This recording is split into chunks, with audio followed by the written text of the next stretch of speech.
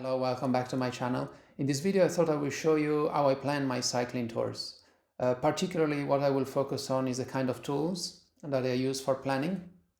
And I thought the best way to do this is to simply just pretend that we're planning a 3 days cycling tour and just take you step by step through the process that I follow.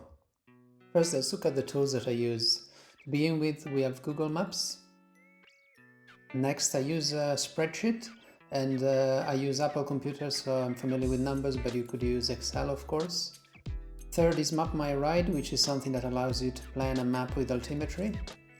And finally, I will show you a little secret, something that is buried in the submenus of Google Earth and allows you to fly over a planned route. The final product will be this PDF file that I've already created in order to show you.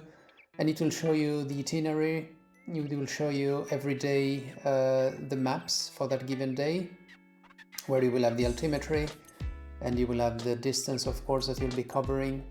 And then it will show information about your reservations, and finally, included is a packing list that will help you, make sure you don't forget anything before you leave for your trip.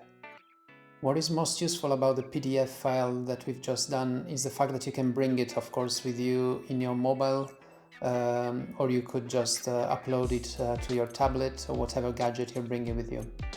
At your fingertips, you will always have details on your daily route. You will see, the altimetry, know whether, you have to tackle a particularly hard uphill, or if it's going to be an easy day with a lot of descents. You'll be able to remind yourself of places that you will encounter on the road with the distances, know where your food points will be, where you will be able, to go to a restaurant, eat some food, or just buy something in a supermarket. And all the information that you have included while you prepare this file will be very, very easy to access, which is great while you're bike touring. I've made an empty template of the spreadsheet. If you would like to use it for your next holiday, simply go to the link that you will find in the information below the video.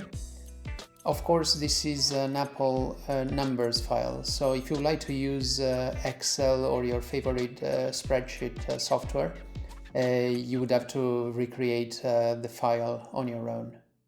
Okay, let's begin.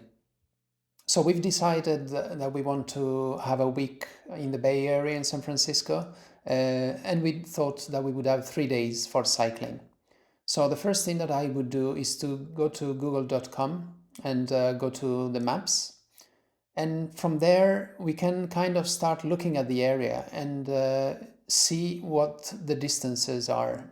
For example, I'd love to go to Mendocino on the Pacific coast, and that's where I would like to start.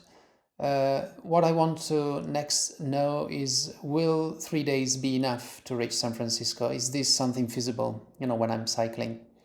So by using the direction tool in Google Maps, I can just head, as you see, you just control-click on the map and you can add a destination, and you can kind of follow your route all the way from Mendocino to San Francisco.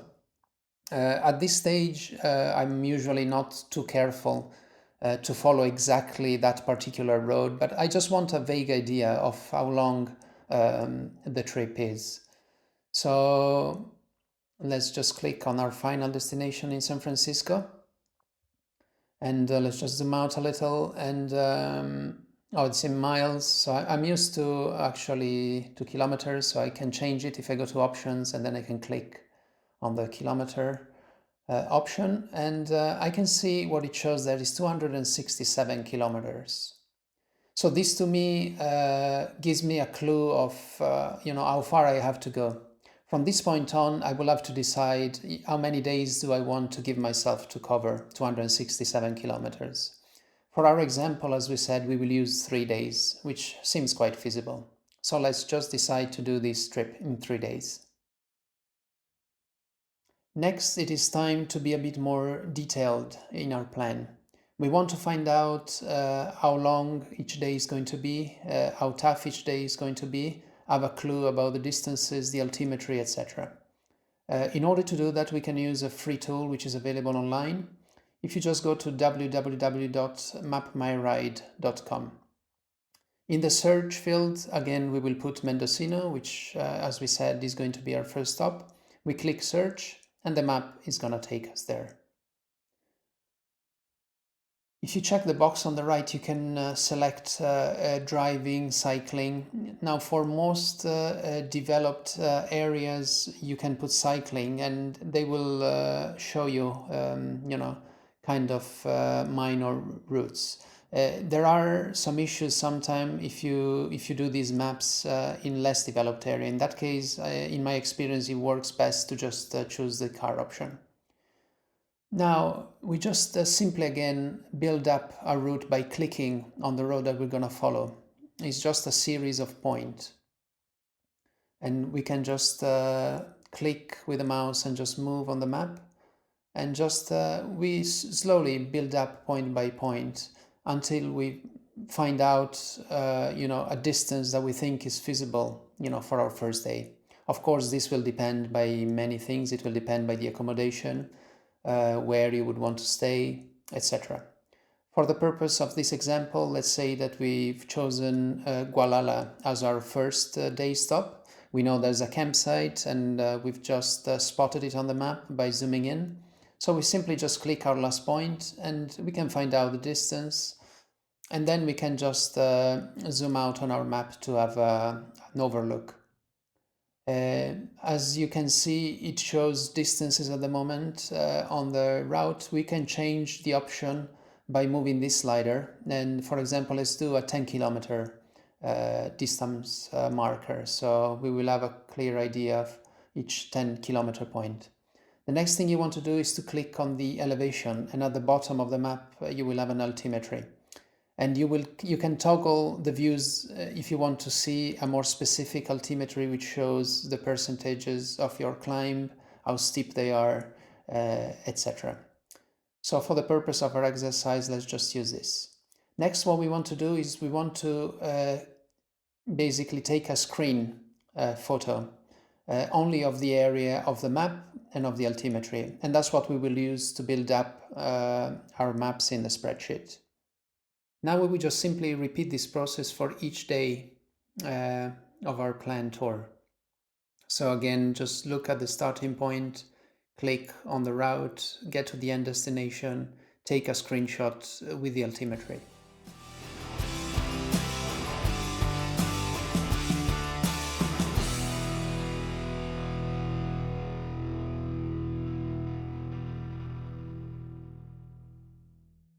Finally, let's see how we can complete our spreadsheet.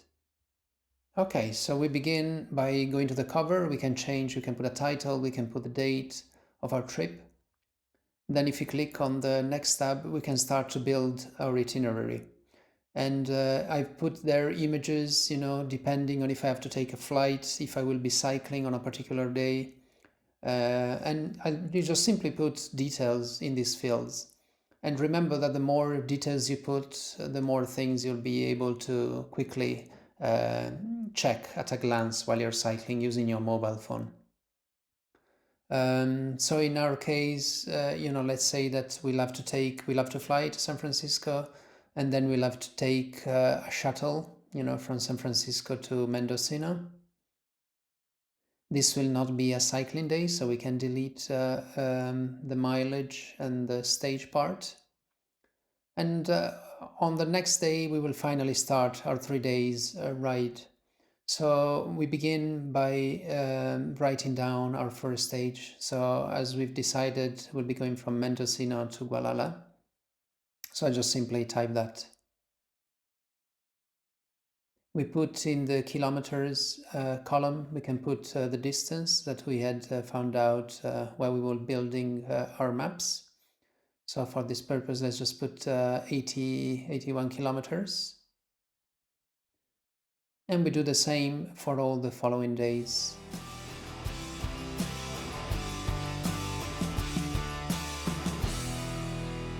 Okay. So finally, we've filled in all the 3 days. Let's say that we want to have a day where we will be just simply do some sightseeing. So we just, let's just move down the dates. And let's just delete the extra fields that we do not need.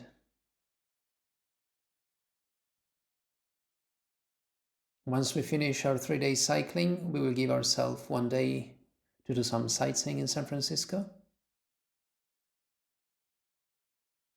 Finally, the last day, it will be time to come back. So we'll just put some flight information. Could be the flight number, departure time, arrival. Of course, feel free to put any information that you want to have. Again, we will not be cycling, so we delete this part and we delete the mileage. And what we are left with is these 3 cycling days. We'll have the total kilometers that we will cover. And this will be our itinerary. Next, we can click on the Day 1 tab. And as I said, this is where we will go more into detail of each day. So again, we will put the starting point for the Day 1. We'll put the arrival, Walhalla Point. We put the distance. And we simply just copy the screenshot we've taken. We just paste it into the map field. Below, I've already prepared it in this case, but what I normally type, I would type if I'm crossing towns with the distance of each town.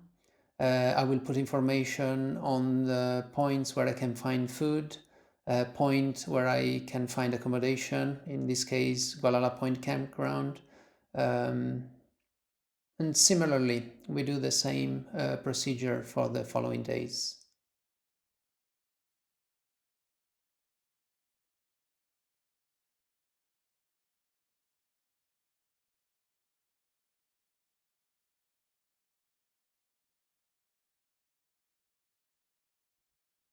Now what is left is just to remove the extra day that we do not need. As we said, we'll be cycling only 3 days. So I just simply delete all the tabs that we won't be using. Okay. Next, as I say, we can just input information on the reservation tab. We could put the flight numbers with details on departures, arrival, accommodations we might have booked. With their address, again, useful information, contact number, whatever you find useful, to have at your fingertips while you're traveling. The packing list is something which is very useful before you leave, and that's where you will just double check that you're not forgetting anything, that you're taking everything that is important with you.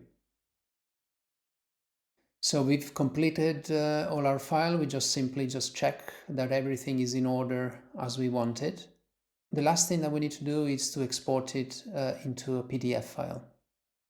I'll choose good quality and I'll just export the file and just give it a name and just save it to your computer. And from your computer, of course, then there are several ways that you can use to then have the PDF file saved, on your gadget. I hope you found some of this information useful. This is something that I like to do because when I go on my tours, I'm kind of limited in time. So I need to have a kind of schedule and try and follow it as best as I can. Of course, many people do not care about planning in such detail their tours. Personally, it is something that takes a little bit of time, but I find it's something very enjoyable. You get to discover, a lot of things about your future destination.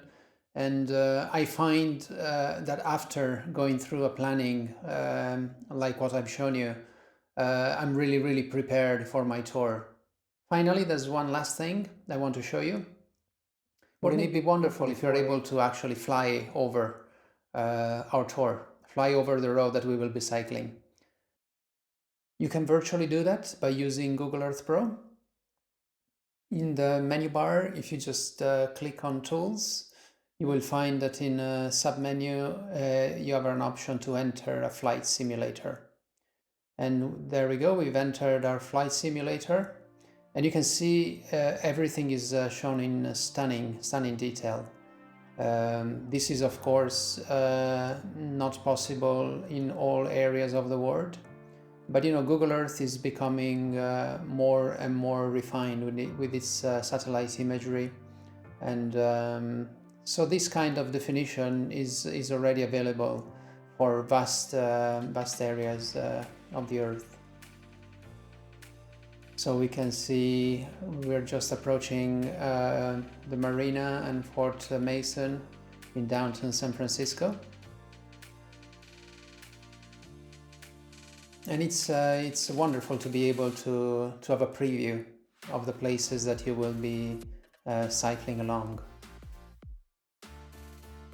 You can also stop at any time the flight by pressing spacebar, and you can move the cursor to have different views of where you are. So you could just look below, check how the road is, check where your next place to put your tent would be. So it's really useful. Then we're flying over the financial district. Finally, it would not be a proper simulator if we were not able to land. So here we go, beautiful landing at San Francisco International Airport.